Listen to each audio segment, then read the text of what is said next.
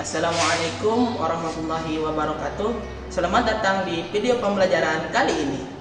Pada kesempatan ini, kita akan membahas topik yang sangat menarik, yaitu penjajahan di Indonesia.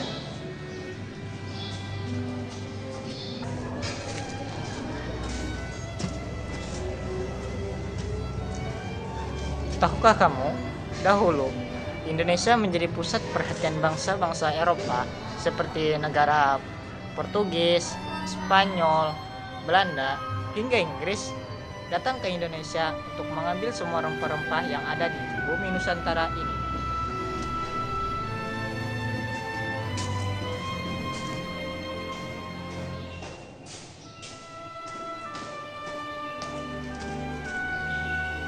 Yuk, siapkan semangat belajarmu dan mari kita mulai petualangan satu menelusuri jejak penjajahan di Indonesia.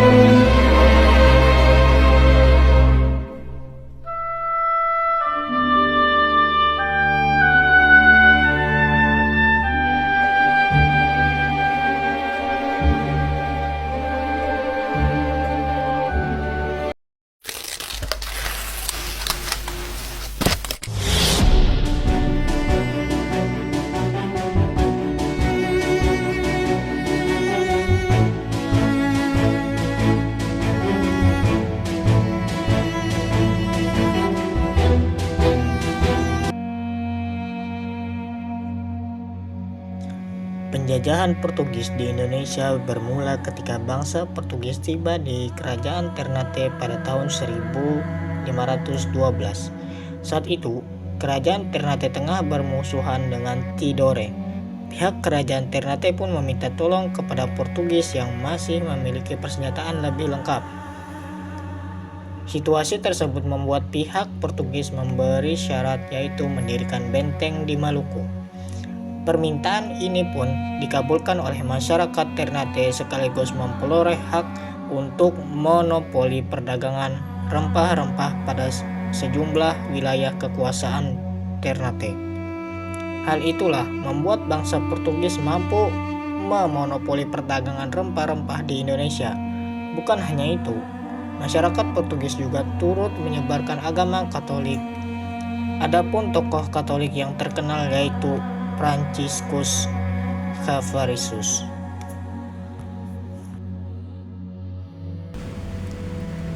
Bangsa Spanyol datang ke Indonesia pada tahun 1521 untuk mencari rempah-rempah. Mereka tiba di Kepulauan Maluku dan menjalin kerjasama dengan Kerajaan Tidore. Sementara itu, bangsa Portugis sudah lebih dulu bersekutu dengan Kerajaan Ternate. Akibatnya terjadi persaingan antara bangsa Spanyol dan bangsa Portugis dalam menguasai perdagangan rempah-rempah di Maluku. Kedatangan Spanyol menimbulkan persaingan antar bangsa Eropa dan membuat kerajaan-kerajaan di Maluku mulai berhubungan dengan bangsa asing.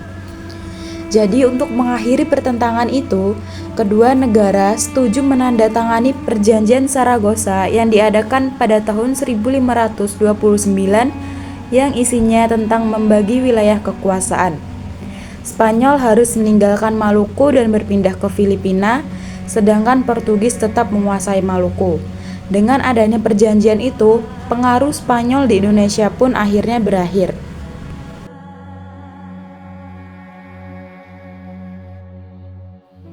Bangsa Belanda datang ke Indonesia pada tahun 1602 melalui organisasi dagangnya yang bernama VOC. Tujuan utama mereka adalah menguasai perdagangan rempah-rempah di Nusantara. Awalnya Belanda berdagang secara damai, tetapi lama-kelamaan mereka mulai melakukan monopoli dan menaklukkan kerajaan-kerajaan di Indonesia. Setelah VOC dibubarkan pada tahun 1799, wilayah kekuasaannya diambil alih oleh pemerintah Belanda. Sejak saat itu, Indonesia resmi menjadi jajahan Belanda. Rakyat menderita karena adanya tanam paksa, pajak yang berat, dan kerja rodi. Namun, penderitaan itu menumbuhkan semangat perlawanan bangsa Indonesia. Penjajahan Belanda berlangsung selama lebih dari 3 abad, hingga akhirnya mereka dikalahkan oleh Jepang pada tahun 1942. Penjajahan Belanda membawa penderitaan bagi rakyat Indonesia, tetapi juga menumbuhkan semangat perjuangan untuk mencapai kemerdekaan.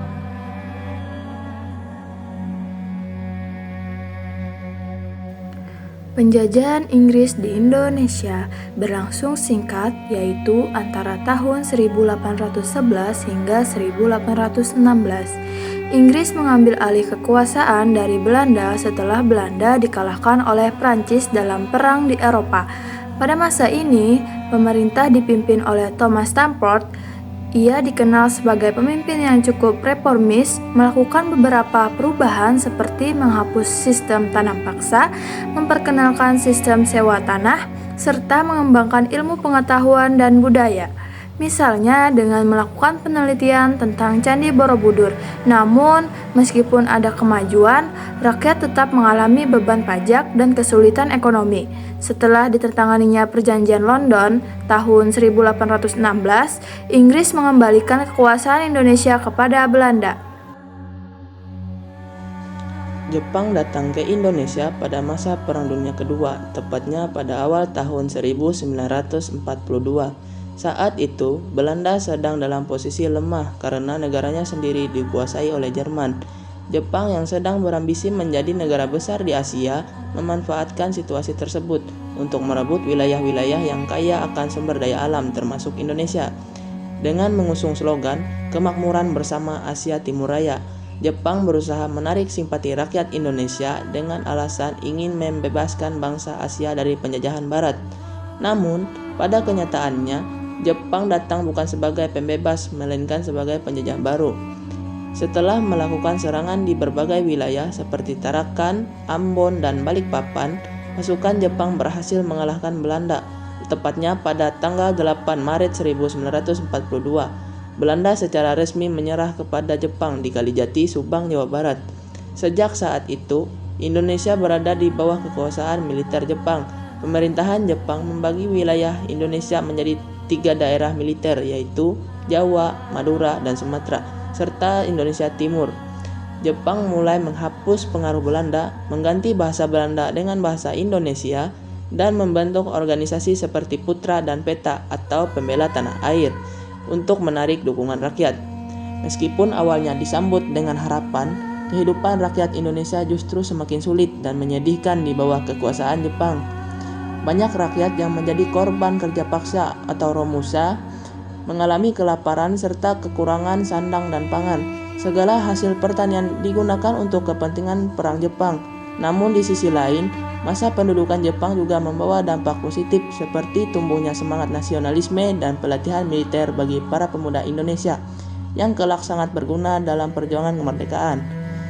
Kekuasaan Jepang di Indonesia berakhir setelah menyerah kepada sekutu pada tanggal 15 Agustus 1945 akibat dijatuhkannya bom atom di kota Hiroshima dan Nagasaki. Kekalahan Jepang ini menjadi kesempatan emas bagi bangsa Indonesia untuk memproklamasikan kemerdekaannya pada tanggal 17 Agustus 1945. Dengan demikian, kedatangan Jepang ke Indonesia menjadi salah satu peristiwa yang penting. Meskipun penuh penderitaan, justru mempercepat lahirnya kesadaran nasional dan semangat untuk merdeka.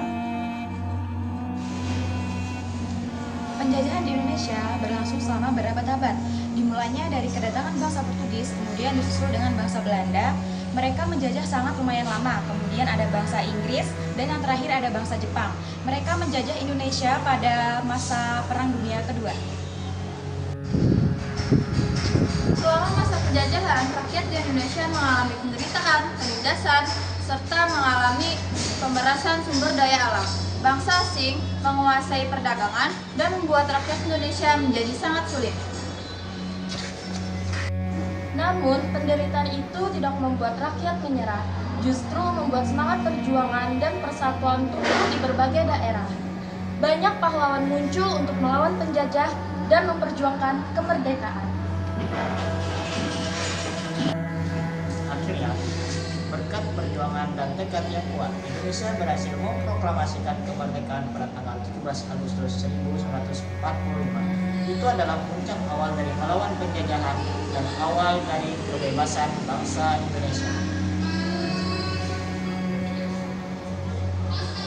Demikian video mengenai masa penjajahan di Indonesia. Semoga kita semua dapat mengambil pembelajaran penting dari para pejuang yang rela berkorban demi bangsa dan negara. Semoga video ini dapat menumbuhkan rasa nasionalisme cinta tanah air dan semangat untuk terus menghargai jasa para pahlawan. Sekian dari kami. Jika ada terdapat kesalahan dan kata, mohon dimaafkan. Wassalamualaikum warahmatullahi wabarakatuh.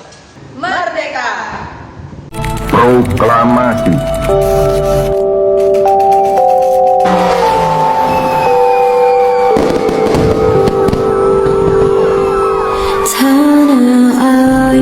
Kami, bangsa Indonesia, dengan ini menyatakan kemerdekaan Indonesia.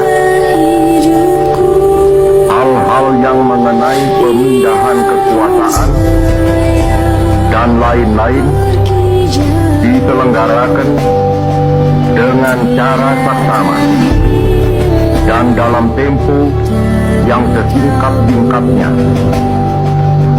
Jakarta, 17 Agustus 1945, atas nama bangsa Indonesia, Soekarno, Hatta.